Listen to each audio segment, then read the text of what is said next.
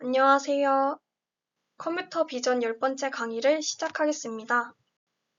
이번 강의의 주제는 겐으로 겐의 설명 및 구조, 컨디셔널 겐의 문제점, 개선 방법 순으로 진행하겠습니다.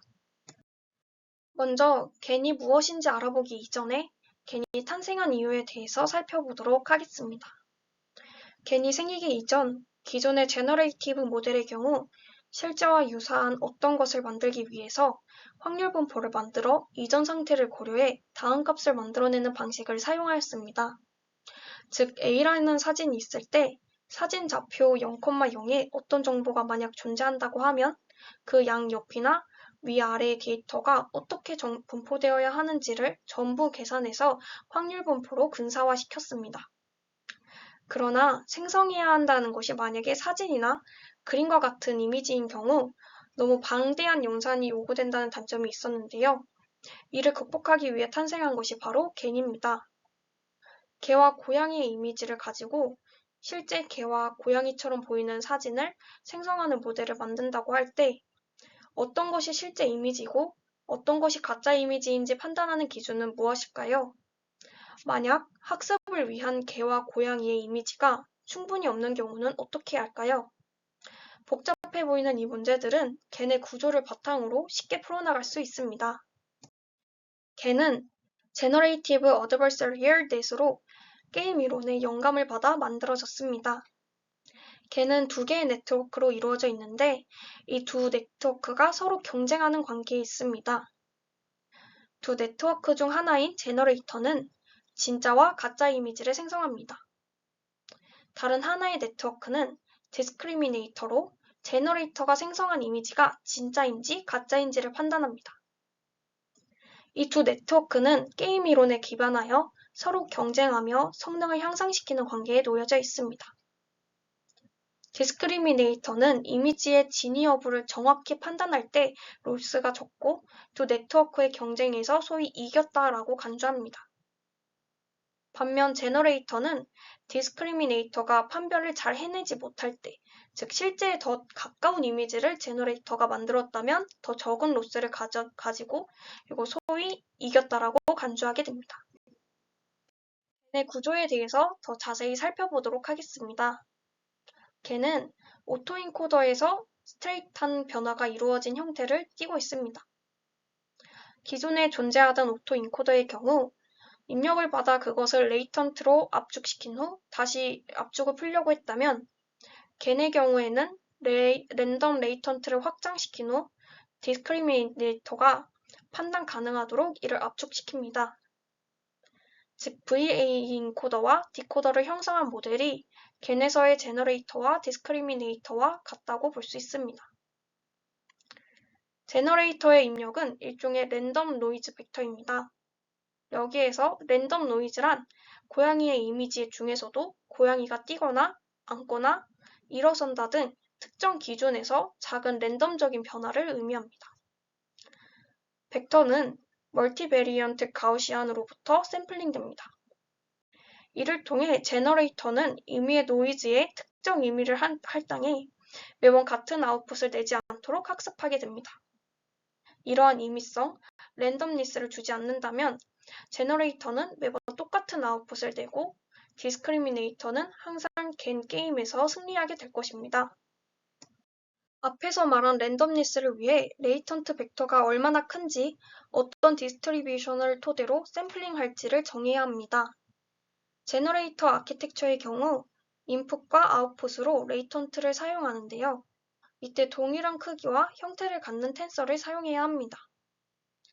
디스크리미네이터 아키텍처의 경우 인풋이 얼마나 진짜이고 가짜인지에 대한 아웃풋을 0에서 1 사이의 범위로 나타냅니다. 다음으로는 로스 펑션에 대해서 살펴보도록 하겠습니다. 겐에서 사용하는 로스 펑션은 밸류 펑션으로 밸류 펑션은 바닐라 겐 논문에서 최적화를 위해 사용된 함수입니다. V는 디스크리미네이터가 겐 게임에서 빠져나온 횟수를 의미하고 X는 인풋 데이터, Z는 제너레이터가 의미성을 갖기 위해 사용하는 랜덤 벡터 노이즈를 의미합니다. 마지막으로 D와 G는 각각 디스크리미네이터, 제너레이터를 의미합니다. 클래시피케이션 로스는 라벨이 1인 데이터셋과 라벨이 0인 데이터셋이 주어져 이를 분류해야 하는 경우에 대한 손실 함수이며 겐에서 사용하는 밸류 펑션은 이 클래시피케이션 로스에 반대되는 형태라고 볼 수 있습니다. 로스의 일반적인 로스 펑션의 경우 얼마나 잘못하고 있는지를 보여주지만 겐의 밸류 펑션의 경우에는 얼마나 잘하고 있는지를 보여주는 값으로 디스크리미네이터는 이 밸류 펑션의 값을 최대화하려고 합니다. 이 밸류 펑션에서 이 부분은 리얼월드에서 추출한 샘플이고 이 노란 색깔 부분은 리얼 데이터를 정확하게 분류할 수 있는 확률의 최대값이며 여기에서 dx는 싱글 이미지에 대한 디스크리미네이터의 출력으로 스칼라 값입니다. 이 초록색깔 이 부분은 랜덤 노이즈의 샘플이며 파란색의 마지막 부분은 페이크 데이터를 정확하게 분류할 수 있는 확률의 최소값입니다. 그렇다면 걔는 어떻게 학습하는 것일까요? 바로 두 개의 네트워크 사이를 번갈아가며 단계별로 학습을 진행하는데요. 이미지가 사실적으로 보이도록 만드는 것이 명확히 무엇인지 파악하기 어렵기 때문에 리얼과 페이크 데이터 모두 제공되는 네트워크를 갖게 되며 이미지가 가짜처럼 보이는 일부 원인의 패턴을 찾게 되면 제너레이터가 디스크리미네이터로부터 피드백을 받고 발전하게 됩니다. 이때 제너레이터의 가중치는 제외하고 오직 디스크리미네이터의 가중치만 여러 번 업데이트됩니다. 디스크리미네이터가 리얼 이미지로의 분류를 위한 개선책을 제시하면 제너레이터는 이 피드백을 바탕으로 개선할 수 있는 방법을 얻어 성능이 향상됩니다. 즉, 제너레이터는 디스크리미네이터가 개선되기 시작할 때 성능이 향상됩니다. 따라서 제너레이터의 향상을 위해서는 디스크리미네이터의 여러 번의 업데이트를 거치는 과정이 필요합니다. 디스크리미네이터가 개선되어 리얼과 페이크 이미지를 더 잘 구분해내고 두 이미지 간의 유의미한 차이를 더 잘 파악해낼수록 제너레이터 또한 개선되기 때문에 사실과 같은 이미지를 생성해내게 됩니다. 따라서 학습 안정성을 위해서 초기에는 디스크리미네이터가 더 많이 업데이트되지만 학습을 진행하면서부터는 점차 후반부에는 제너레이터의 업데이트가 더 많이 진행되게 됩니다. 다음으로는 조건부 겐에 대해서 알아보도록 하겠습니다. 조건부 겐은 기본적인 겐의 조건 정보를 추가한 형태로 제너레이터와 디스크리미네이터 모두에게 조건이 주어집니다. 예를 들어 우리가 5라는 숫자를 생성하고자 한다면 이 조건을 제너레이터와 디스크리미네이터에 입력하여 5에 해당하는 이미지를 생성하도록 할 수 있습니다. 이를 통해 특정한 조건에 맞는 데이터 생성을 가능하게 합니다. 그림의 개는 0부터 9까지의 이미지를 생성할 수 있습니다. 이는 아마도 엠리스트 손글씨를 데이터셋 기반으로 학습되었을 것입니다. 그런데 현재 이 개는 어떤 숫자 이미지를 생성할지 우리가 직접 제어할 수 없습니다. 즉, 특정한 숫자를 생성하고 싶어도 원하는 숫자를 골라서 만들 수 없는 상황입니다. 이 문제를 해결하기 위하여 제너레이터에게 특정 숫자 레이블을 입력할 수 있어야 합니다. 그러나 단순히 제너레이터에게 레이블을 입력한다고 해서 제너레이터가 그 레이블에 해당하는 이미지를 생성하도록 학습하지는 않습니다. 왜냐하면 제너레이터는 그 레이블이 디스크리미네이터에게 영향을 주지 않기 때문에 레이블과 이미지를 연관지을 이유가 없기 때문입니다. 겐이 직면하는 몇 가지 주요 문제점에 대해 알아보도록 하겠습니다. 첫 번째는 제너레이터의 학습이 멈추는 문제입니다. 디스크리미네이터가 너무 강력해지면 제너레이터는 출력이 항상 디스크리미네이터에 의해 가짜로 판별됩니다. 이 경우 제너레이터의 경사도가 사라지면서 제너레이터는 학습을 멈추게 됩니다. 이 문제는 겐의 밸류 펑션과 그리고 디스크리미네이터가 매우 날카로운 디시전 바운더리를 학습하는 특성에서 비롯됩니다. 두 번째 문제는 모두 붕괴라는 현상이 있습니다. 제너레이터는 디스크리미네이터를 속이는 몇 가지 특정한 출력만 찾아내고 모든 잠재 입력에 대해 동일한 출력을 내놓기 시작합니다. 이는 디스크리미네이터의 매개 변수 설정에 따라 제너레이터가 디스크리미네이터를 속이는데 가장 효과적인 몇 가지 샘플만을 반복적으로 생성하는 현상입니다. 이 현상은 디스크리미네이터가 모든 가짜 이미지와 실제 이미지를 구별하는데 최적에 가까운 경우에만 피해갈 수 있습니다. 하지만 이 역시 디스크리미네이터가 너무 강력해졌을 때 발생하는 문제입니다. 세 번째로는 훈련 절차의 문제점입니다. 기본 개내 구조에서는 훈련이 수렴하지 않고 손실함수나 값치함수가 이제 훈련 중에 크게 요동치는 경우가 자주 발생합니다. 이러한 문제는 개내 게임의 균형을 이루지 못할 때 발생하는데 이로 인해 제너레이터와 디스크리미네이터 간의 상호작용이 불안정해집니다. 이러한 문제들은 개내 훈련 과정에서 흔히 발생하며 개내 성능을 저해할 수 있습니다. 이를 해결하기 위해 다양한 개선 방법들이 연구되고 있습니다. 이러한 문제를 해결하기 위해 개선 방법에 대해 알아보도록 하겠습니다. 개내 개선 방법의 첫 번째는 비포와 손실함수를 사용하여 제너레이터의 경사도가 사라지지 않도록 하는 방법입니다. 두 번째는 W개내 왓서스테인 거리를 사용하여 경사도 소실 문제를 해결하며 가중치 클리핑을 통해 훈련을 안정화시킵니다. 마지막으로 그레디언트 페널티를 추가함으로써 경사도가 폭발하는 것을 방지하여 훈련의 안정성을 더 높일 수 있습니다. 다음 장에서 더 자세히 설명해 드리도록 하겠습니다. 개내 학습에서 종종 발생하는 문제 중 하나는 제너레이터가 완전 실패하는 경우입니다. 이때 디스크리미네이터는 항상 가짜 샘플을 잡아내기 때문에 디스크리미네이터의 손실에 대한 경사도는 매우 작아지고 제너레이터로 전달되는 경사도 역시 매우 작아집니다. 이는 제너레이터가 학습할 수 있는 기회를 제한하게 됩니다. 이 상황에서 제너레이터는 개내 손실함수에서 자신이 최소화할 수 있는 유일한 항을 통해 학습을 시도합니다.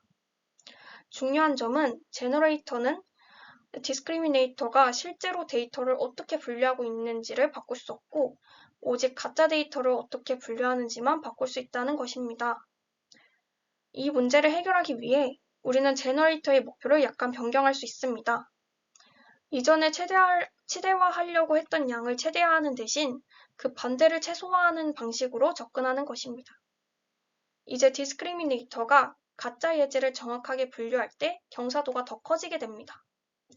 이를 통해 제너레이터는 경사도가 더 큰 상태에서 학습을 할 수 있게 되며 특히 성능이 좋지 않을 때 더 빠르게 학습할 수 있습니다.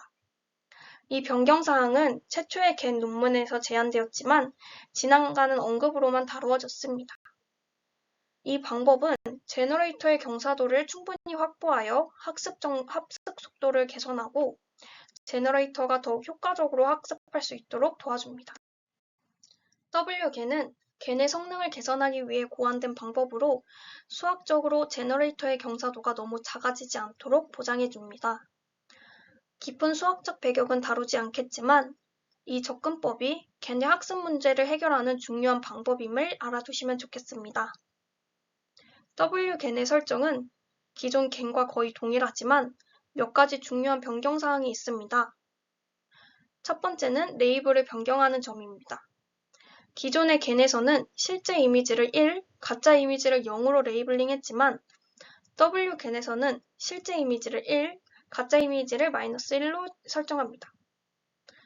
그리고 디스크리미네이터의 출력을 -1과 1 사이에서 제한합니다. 두 번째는 손실함수로 지구이동 거리를 사용합니다. 지구이동 거리는 모든 것을 올바른 위치에 배치하기 위해 필요한 총 이동 거리를 나타냅니다. 여기서 디스크리미네이터는 논문에서는 비평가, 크리틱으로 불리며 각 실제 및 가짜 샘플에 대해서 -1과 1 사이의 값을 출력합니다. 세 번째는 비평가의 가중치를 -C에서 C 사이로 클리핑합니다. 논문에서 이 값을 0.01로 설정하는 것을 기본값으로 제한하고 있습니다. 이러한 변경 사항들은 경사도 업데이트가 지나치게 작아지는 것을 수학적으로 방지하기 위해 필수적입니다. 이제 지구이동 거리를 손실함수로 사용하는 방법에 대해 설명해 드리도록 하겠습니다. 비평가가 각 샘플에 대해 -1에서 1 사이 값을 출력한다고 했을 때 가짜 샘플의 올바른 위치는 -1이고 실제 샘플의 올바른 위치는 1입니다. 그럼 배치의 지구이동 거리는 비평가 출력과 그리고 해당 올바른 위치 간의 개별 거리를 모두 합한 것입니다. 기존 걔네 손실함수에서 사용되던 복잡한 로그 함수는 이제 더 이상 필요하지 않습니다. W겐에서 이러한 간단한 변경을 통해 제너레이터 학습의 안정성을 크게 개선하고 기존 겐에서 발생하는 경사도 소실 문제를 효과적으로 해결할 수 있습니다. 마지막으로 그레디언트 페널티에 대해 이야기하도록 하겠습니다. 기존의 W겐에서는 경사도가 너무 작아지는 문제를 해결했지만 이제는 경사도가 너무 커지는 문제, 즉 경사도 폭발이 발생할 수 있습니다. 그레디언트 페널티는 경사도 페널티를 추가하여 훈련 중에 경사도가 폭발하지 않도록 조정합니다. 신경망의 가중치가 너무 커지는 것을 방지하는 방법 중 하나는 L2 정교화 항을 추가하는 것입니다. 이 항은 크리틱의 경사도에 1이 가까워지도록 유도하여 경사도 폭발을 방지합니다. 하지만 여기에는 한 가지 고려해야 할 점이 있는데요. 이 페널티 항을 포함하여 손실함수를 미분하게 되면 이미 크리틱의 경사도에 의존하는 항을 미분하는 것이기 때문에 이중 미분이 필요합니다. 이는 계산량이 증가하는 단점이 있지만 다행히도 파이토치와 같은 딥러닝 프레임워크에서는 이러한 작업을 거의 자동으로 처리해주기 때문에 최적화 몇 개 변수의 약간의 변경만으로도 쉽게 적용할 수 있습니다. 이로써 그레디언트 페널티는 경사도가 너무 커지거나 작아지는 문제를 해결하여 W겐의 학습을 더욱 안정적이고 효과적으로 만듭니다. 여기까지 겐의 구조와 겐의 문제점 및 해결법을 알아보았습니다. 감사합니다.